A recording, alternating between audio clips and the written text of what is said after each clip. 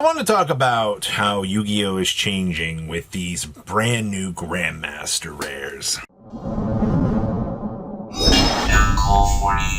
Make sure you guys smash the and crap out of that subscribe button so you guys don't miss out on more comments. If you watch Marco Watch this morning, you got to see some of the financial numbers that are running with these Grandmaster rares, and how the secondary market is kind of taking these with a confirmed sale at about $2,400 for one Grandmaster rare, and some of these other Grandmaster rares coming in at nearly $4,000 to $5,000 a piece is a little bit insane, for some of this. But also, I think it's really cool that when you look at the way that this set is constructed in Japan, like the Heroes is truly a celebration of sets, because not only do you have the Grandmaster rares with the serialized cards, you have pretty much every card in the set can come in the Starlight rare, which is really, really nice. You can get Overframes in Ultras and in the regular art. So, and right now, I believe pull rate is one Overframe per box. I mean, is that an insanely crazy number to be hearing? No, not realistically. It's just the value and the amount of product it's going to be turned over for this is crazy. Now, there's also ultimate rares in this set, and they also went ahead and made collector's rares in this set as well. This is basically a rarity collection style of set, but Konami realized, hey, we can't just keep reprinting cards forever. And I think that's been Konami's weakness that they've had. And I think most of the TCG is going to agree with this too. It's like, you can reprint cards. That's good. We want cards to be reprinted. We just can't, keep pulling the lever and going cha-ching, cha-ching, cha-ching. Because eventually, cards are going to hit the 25 to 10 cent mark, and they're just not going to create value. That's why you had to do something like Konami had to do with this set. They had to actually innovate. And this is where I talk about, the market now turning on its head here, and what you've got to kind of consider with these Grandmaster rares going forward. Keep in mind, you're going to notice that all the Grandmaster rares in Japan are going to have a very nice A plastered on them. And you're probably like, whoa, whoa, whoa, whoa, whoa, whoa, whoa, whoa, whoa, what do you mean there's an A on them? Well, the reality of the situation is if America is going to print these, you are probably going to be getting other languages in this. My major concern, though, is going to be how are we going to handle the double English side? Because, Europe is under English and the North American print is under English. Are we going to see double serial numbers, or are they going to do an E and an EN for the serial number indicators? I don't really know about that. There's also, you've also got to take into consideration, Italian, French, Portuguese.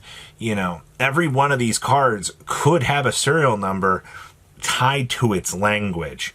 And that's, I think, the reality we might be heading into here, everybody, is, while we look at these serialized cards and we're like, oh my God, these are so cool.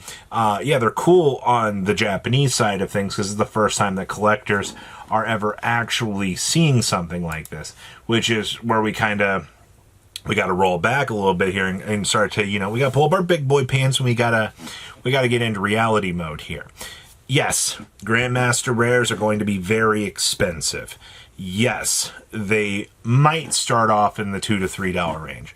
But as we have seen, with Konami, and let's look at, the last real chase card that we had. I mean, you gotta look beyond, Magia.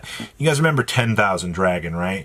Well, Mr. 10,000 Dragon in today's existing population is not nearly how expensive that he used to be. 10,000 Dragon used to be one of the craziest cards that you get. Oh, also I forgot Korean will probably be 100 as well. But right now, a 10,000 Dragon, which sitting on the market, is roughly about $595, so a little bit about $600. $500. But you also got to factor in, I see a Spanish version for 600 here. You know, a German 10,000 Dragon for 650. You guys remember there was a time where 10,000 Dragon existed on the market as like the pinnacle. And let's be honest, like there were people buying Battles of Legend Armageddon to try to chase this. And I think that's the exact same thing that's going to happen, you know, if we get these translated onto our side of things. Whatever set that Konami puts these in, people are just going to throw money at it, just chase the high rarity cards. That's how it's going to be.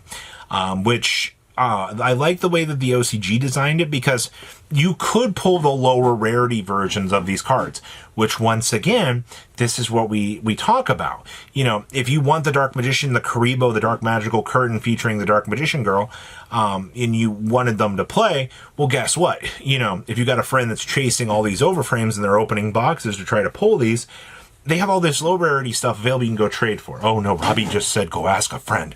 That's so Jerome of you. Well, I mean, it's called, you know, if you got friends that are picking up product, you know, talk to them, communicate.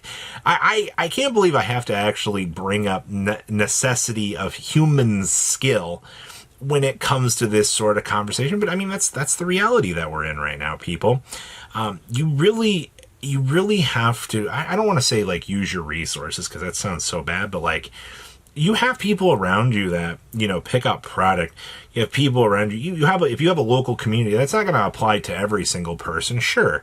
But get to know the people that go to your locals.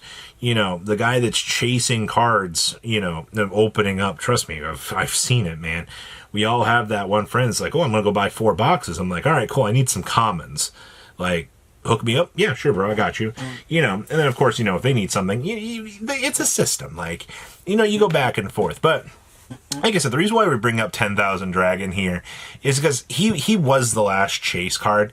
And I think him and Dragon Master Magi are the two that we can actually, like, make the argument for. Now, neither of them are serialized, but they are examples of former chase cards that once the hype and the flame, you know, burned out, you know, or, you know, in the case of, you know, the Magia got reprinted.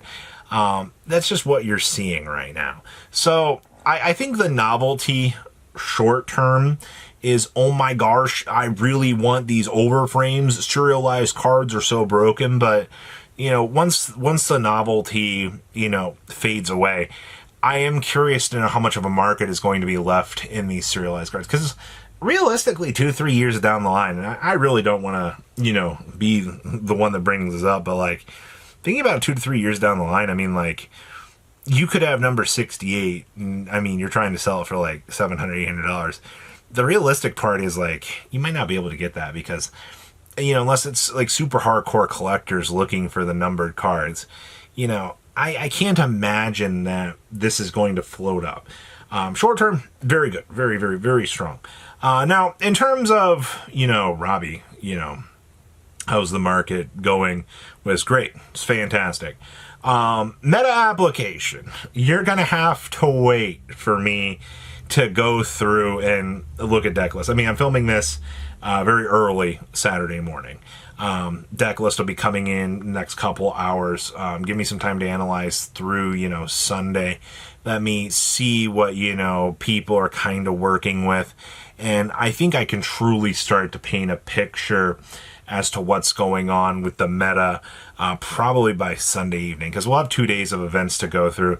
Right now, you know, we're projecting Synchro Emergency to be, you know, bonkers broken.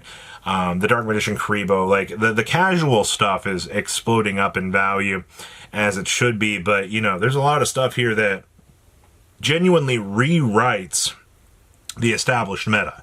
You know, Synchro Emergency being an FTK enabler.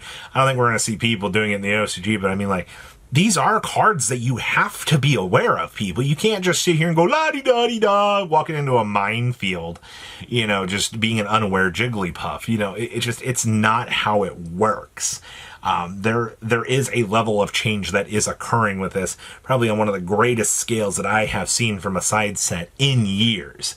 But it's going to be time. So I want to talk about the realistic part of what I think is going to happen with these Grandmaster Rares over time. You know, novelty aside and excitement, I mean, well, we'll see where it goes. But I just be excited, enjoy it. You know, it's not every day we get this to, you know, an opportunity like this to happen. You guys have a good rest of your day, all right? Patrons, thank you.